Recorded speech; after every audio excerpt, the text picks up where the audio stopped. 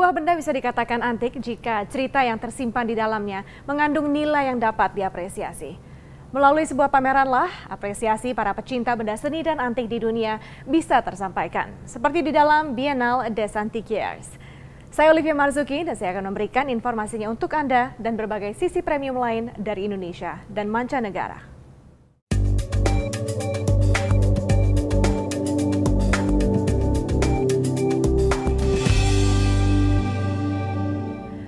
Kenaikan harga properti di London membuat industri furniture mewah semakin bertumbuh. Tempat tidur ala Istana Kensington atau interior kamar mandi ala kediaman Pangeran William dan Kate Middleton kini semakin mewarnai pilihan para konsumen yang mencintai kemewahan. Sejak kenaikan harga properti sepanjang Agustus lalu sebesar 0,4% dengan harga rata-rata $370.000 Amerika, sekitar 4 miliar rupiah, barang-barang furniture mewah di London semakin bertumbuh. Ini merupakan harga tertinggi sejak April 2009 lalu. Berbagai furniture mewah pun hadir menjadi pilihan bagi para konsumen yang mengincar kemewahan.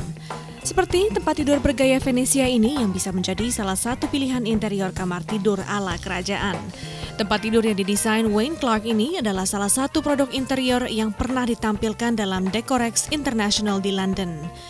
Atau interior kamar mandi dengan lapisan kuningan hingga karpet tenun dengan pola tradisional Rusia ini.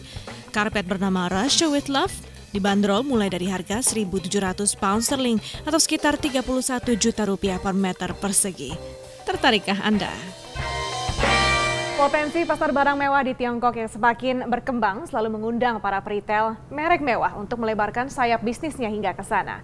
Salah satunya adalah rumah mode mewah asal Inggris Burberry yang membuka gerai terbesarnya di Asia, tepatnya di Shanghai.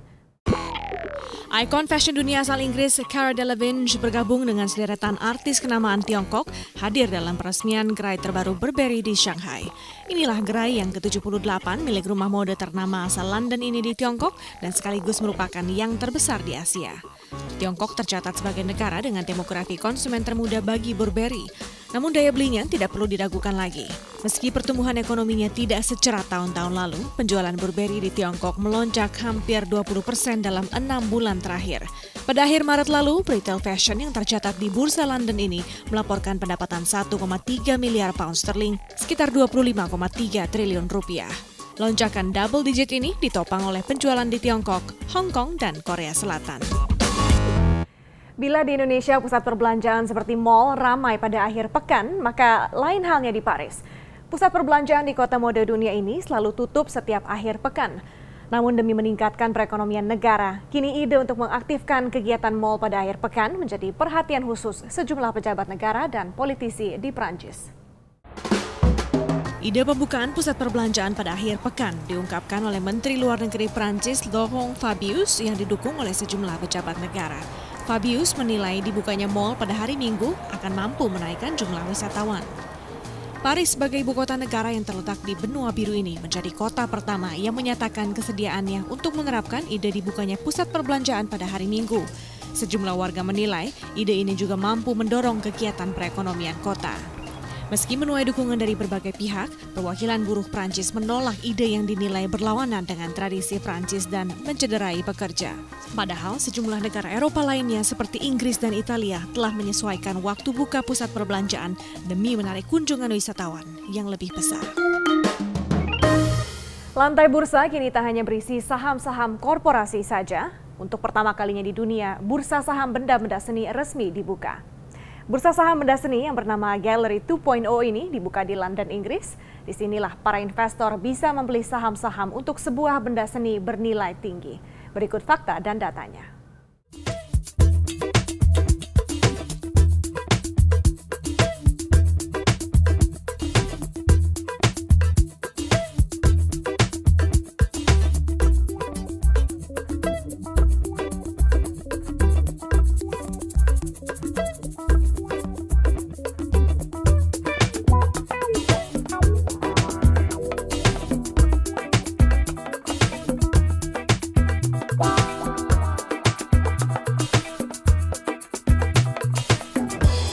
Jeda berikut Platinum akan kembali dengan informasi tentang pameran benda antik mewah Biennale.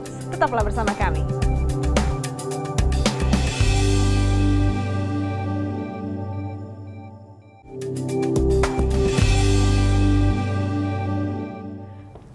Anda kembali bersama Platinum. Biennale des Antiquaires disebut-sebut sebagai permata butik Eropa dan selalu identik dengan berbagai barang antik berkelas dunia. Berawal dari tahun 1962, pameran barang antik mewah dunia ini tak pernah ketinggalan untuk mengangkat nilai estetika dan apresiasi semua karya seni. Kini dalam rangka sosialisasi pamerannya yang ke-27, Biennale des Antiquaires hadir di Indonesia untuk yang pertama kalinya. Namun sebelum saya memberikan informasi mengapa mereka ada di Indonesia, mari kita simak highlight berikut. Tak puas mengakuisisi resor golf mewah di Irlandia, miliarder Donald Trump kembali lagi melakukan langkah bisnis serupa dengan membeli kompleks South Ayrshire di Skotlandia. Diperkirakan Trump membeli kompleks properti mewah yang termasuk hotel, spa, dan lapangan golf Turnberry itu sebesar 63 juta dolar Amerika Serikat, sekitar 724 miliar rupiah lebih. Hingga saat ini, Trump sudah memiliki 16 resor golf di seluruh dunia dan mengembangkan Trump Estates di Dubai yang meliputi villa mewah lebih dari 100 unit. Bertepatan dengan pembukaan toko Fendi di London, Inggris, sebuah proyek amal untuk membantu anak-anak korban kekerasan atau Project Peekaboo pun diadakan di rumah mode asal Italia yang satu ini. Dalam proyek ini, Fendi akan menggelar lelang untuk 10 tas Peekaboo unik yang didesain dengan kolaborasi dari 10 wanita terkenal seperti Gwyneth Paltrow, Cara Delevingne, Adele, dan Georgia May Jagger. Acara lelang ini akan dibuka sepanjang bulan Mei 2014 dan akan dimulai dari harga sebesar 15.000 pound sterling atau sekitar 292 juta rupiah. Sepanjang bulan Mei 2014, lantai 4 pada tempat belanja mewah Harrods Knightsbridge yang terletak di London ini akan disulap menjadi ruangan dengan nuansa Prada. Pameran yang disebut dengan Prada Sphere ini ditujukan sebagai penghargaan untuk merek produk mode terkenal asal Italia. Dalam pameran ini, semua produk Prada akan dipamerkan, mulai dari tas, sepatu, dan baju. Bahkan para pengunjung juga bisa menikmati layanan Cafe Prada pada pameran ini.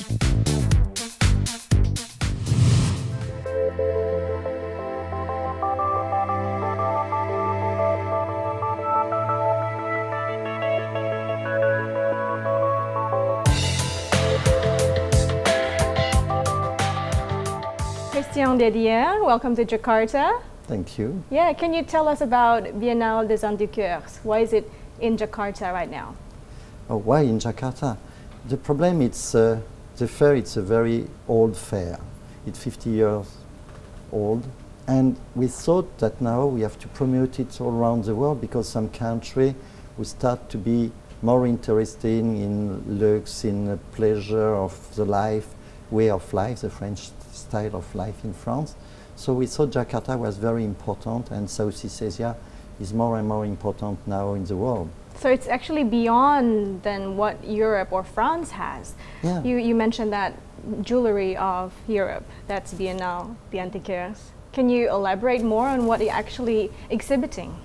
We are exhibiting. So we try to have some of the best dealers from the world, but it can be we have some American dealer, we have some Canadian dealer, a lot of European. Mm-hmm. In the future, we hope to have Asiatic people also who will come and exhibit it. So Christian, what is it that you're targeting? What do you try and achieve from promoting this event in Jakarta? We want to transfer our passion, and I think it's the most important thing in art. First, the pleasure of looking art, the pleasure of enjoying, to share with your friend. And when you have good dealer, the dealer has to transfer his knowledge and especially his passion. And the collector, who is very curious of learning a lot of things, he will catch the passion also and he will enjoy. And it's something you buy a painting, you put it on your wall. When after a long day of work you go back home, you can sit on your sofa and look at it, and it makes you relax, you think about other things, and you just enjoy life. Do you have any numbers or figures in terms of your target, describing your target this year, for example? I don't have any target. If we catch just one new collector or just one people who come, we will be happy. Last time, for example, in the last Biennale, we have the dinner gala, which is very important, which is the most famous dinner in the world for art. It's 1,000 people only. And we have a queue of 2,500 or 2,008 people who want to be part of the show. This time, we had 1,000 people, 1,200 people, 800 were foreigners. 450 never come to the Biennale. So it was just this, we enjoy it. So how much do your exhibitors spend to be part of this pleasure of art? It's the most expensive fair in the world. For a booth, you can spend between 300,000 US to 1 million and maybe more sometimes. We make a study of the past fair for everything, for all the dealers, for insurance, security, catalog, invitation, advertisement. Altogether, we spend 100 million US dollar. And so how many exhibitors have you got so far? 65. 65 this dealer year. and 13 jewelry people. Yeah. So it's a lot of money invest, but it's worth it. And they all complain it's expensive. They all come back and they fight to come back. And we are very few who are selected for the show. You mentioned that quite a lot of number of your attendees are from outside of Europe. Yeah. How many are there from Indonesia? None right now. Maybe we hope to have a lot of visitors from Indonesia. Maybe we hope to have in the future an exhibitor from Indonesia, but we have a problem, which is a problem of the law in France. And according to the French law, we have to protect the buyer. And the dealer who is part of the fair in France has to respect the rule. It's mean a guarantee of 25 years, which is very heavy. It's also to go through a vetting. If the piece is not of the right quality, it can be genuine, but not very good quality. It's withdrawn from the fair. If there is too much restoration, it's withdrawn. So like this, a collector who come in the fair, he has no problem about authenticity, no problem about quality. He must have the best of the best, because he comes from far away just to see us. So we have to give him the best quality in the world. So how do you see the potential, though, of the Indonesian market in terms of this sort of business, in the antique business? Right now, we have to teach them, because they are very open-minded, they are very curious of new things. Right now, we are bringing the people through the jewelry, because the first step, the people, when they have money, they will enjoy to have a wonderful lady wearing wonderful jewelry. Sometimes the men also collect jewelry. So it's the easiest approach. After, when they are in the fair, they can start to see the paintings, the furniture, and it's the job of the dealer exhibiting to teach him, to explain why it's important, why it's rare, why it's high quality. And after, the next step, it's eventually to speak about price. But first, we have to teach. It's not to do like marketing, like a lot of other fair or auction house. They are here to make marketing and to sell. Us, we are here to teach, to transfer our passion for the next generation. How do you see Indonesian consumers so far in terms of their appreciation to antiques? So far, they are doing a lot in modern contemporary art and other fields, and now they are ready to go to the real art, which is antique art, which is their own culture, which is a history of the world. So it's a second step, and it's more difficult because they will have to work hard, they will have to go to museums, they will have to read books, to show a lot of show and make their own opinion. And after, they will be the one who decide, not like in modern art, or it's a fashion to buy this guy because he's right now in the big gallery, or it's promoted everywhere, or he went for a very high price in auction and they need to have one. You don't need to have anything, you just need to enjoy it. So what's the message that you are trying to convey to the Indonesian market? Buy with your heart and with your passion. Don't buy with the money. If you have the money to afford, it's good, but it's not the money first. The money is the second thing. You can make money in other field, in other business, and at least it's if you make money in your own business, you know your business. In art, you have to buy only for pleasure. It's something to be enjoyed. Yeah, I think so. It's why it's art. Thank you very much, Christian, for joining much. Platinum. Thank you. It's a pleasure. It's a pleasure. Maybe see you in Paris. Hopefully.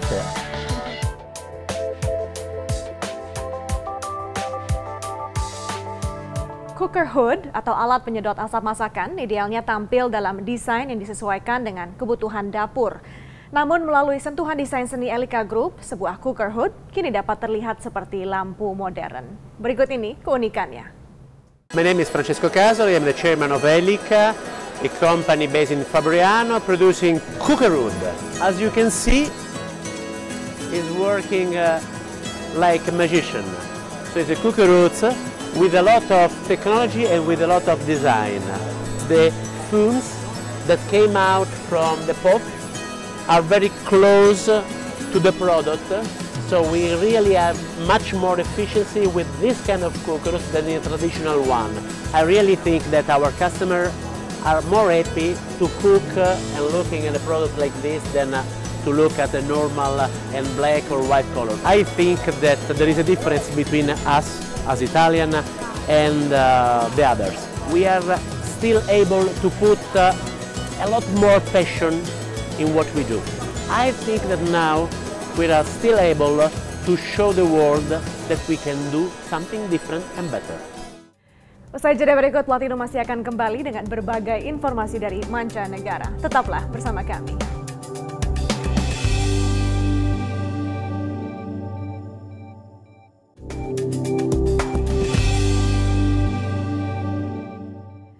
Keeksotisan pulau-pulau di benua Asia selalu menjadi daya tarik sebagai destinasi wisata dunia.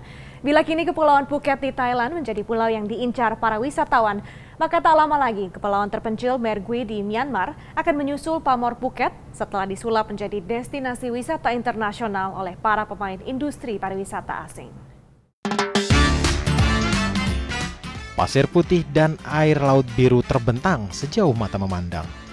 Ini adalah Kepulauan Mergui yang terletak di perairan Myanmar, salah satu dari sedikit tempat di dunia yang masih belum terjamah kegiatan komersial modern. Dengan 800 pulau yang tersebar di wilayah pesisir sepanjang 400 km, Myanmar menjadi destinasi baru pemain industri pariwisata asing. Es gibt keine Infrastruktur. There was no infrastructure, no towns, no streets, nothing. A lost island world like a maritime Shangri-La. I had never seen anything like it. No one in our group had ever seen anything like it before, and we were absolutely enchanted. Namun hal ini tak akan berlangsung lama. Proyek pembangunan resor mulai terlihat di pulau-pulau terpencil ini. Rencananya, tempat ini akan disulap menjadi tujuan wisata internasional seperti di Phuket, Thailand. Pemerintah setempat berharap pembangunan ini akan memperkuat sektor pariwisata Myanmar dan dapat mendongkrak jumlah pengunjung yang hanya mencapai 2.000 orang tahun lalu. Termasuk dalam peta rancangan pembangunan ini adalah pelabuhan marina, resor bintang 5, apartemen, lapangan golf, dan kasino.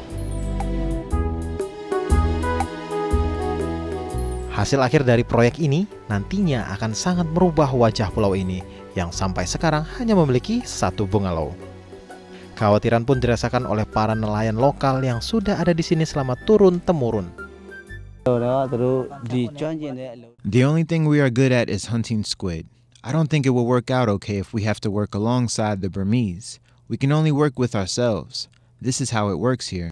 Pemerintah setempat dituntut untuk bisa menjaga keseimbangan antara pembangunan dan pelestarian lingkungan. If we talk about Mergui Island, Miek Island, so this is a totally unspoiled area for investment in our country, and also we need to make everything sure, not to ruin any of our environment by the investment in this area. So this is MIC's concentration.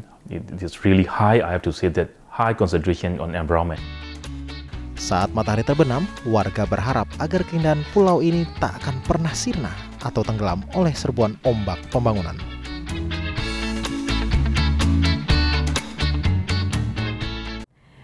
Sudah sepantasnya kapal Fjord 4D dianggap sebagai si tangguh yang memiliki perpaduan kemewahan dan kekuatan. Bagaimana tidak bila krisis ekonomi yang melanda Eropa ternyata tidak berpengaruh terhadap penjualan produsen Fjord 4D. Bahkan permintaan konsumen malah semakin bertambah dan menginginkan kapal yang lebih besar. Kapal Fjord 40 ini sedikit berbeda dibandingkan kapal mewah lainnya. Desain minimalisnya menarik dan dapat mencapai kecepatan lebih dari 40 knot. Dan bukan hanya kapal ini yang menarik pasar, sejumlah produksi kapal mewah Fjord cukup digemari. This market is growing for people who have a flat or a bigger boat and want to have only a boat, a useful boat to going out to have a party with the family or friends. Kapal produksi Fjord memiliki kunci dari produksi kapal Fjord yakni simplisitas. Salah satunya kemudi yang berupa tongkat kecil bagi mereka yang tidak ahli mengendarai kapal dengan mudah dapat mengarahkan kapal ini. Dengan desain kapal yang ada, menurut perusahaan, mereka tidak perlu bersusah payah menjual kapal mereka. Ketika krisis banyak melukai sejumlah industri, Fjord mengaku justru sebaliknya untuk mereka. Today we raise our sales and the middle range of price of the boats. More cruise and more big boats and more expensive boats. They want the perfect boat and the perfect service and all together. Fjord menjual setiap jenis kapalnya sesuai kebutuhan pasar. Misal kapal yang lebih besar dengan paket jasa pelayanan. In some months we will have the biggest boat of the range is the Fjord 48. Namun rekor kapal terbesar setiap tahunnya selalu terpecahkan. Dan tentunya bukan hal ini yang akan dikejar oleh Fjord. Obsesi Arab Saudi untuk membangun gedung tertinggi di dunia segera terwujud. Gedung ini merupakan bagian dari rencana keluarga kerajaan Saudi untuk mentransformasikan Jeddah menjadi kota metropolitan. Berikut ini kami hadirkan informasi kehebatan Kingdom Tower senilai 20 miliar dolar Amerika Serikat ini.